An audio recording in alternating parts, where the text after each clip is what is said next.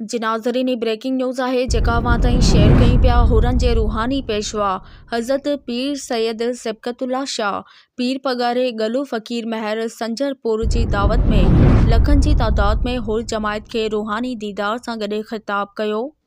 इन हवाले सां लाइन ते मौजूद है यूसुफ आस्कर मंगरियो। जी यूसुफ, कहिड़ा तफ़सील आहिनि, आगाह कजो। जी बिल्कुल, हुरन जे रूहानी पेशवा पीर सैयद सिबकतुल्लाह शाह राशिदी पीर पागारू हमेशह पंहिंजे रूहानी सफ़र में पंहिंजी हुर जमायत के ख़िताब में इहो ई दर्स ॾींदो पियो अचे त पाड़े वारनि जो ख़ासि ख़्यालु रखो, निमाज़ ज़िक्र ऐं दुरूद सलाम कसरत सां पढ़ंदा कयो।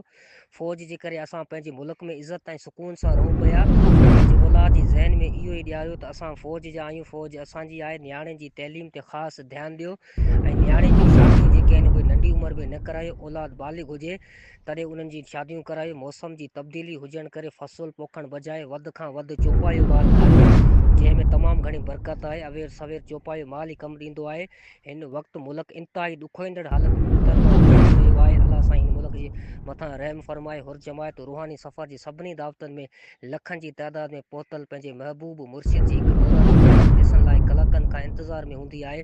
हर तरफ़ भेज पगार जा नारा गूंजींदा रहंदा आहिनि ऐं लंगर जेको आहे दावत में मणे में तयारु कयो वेंदो आहे, जेको जमायत में विरहायो वेंदो आहे। जी ठीकु आहे यूसुफ, तफ़सील ॾियण लाइ महिरबानी।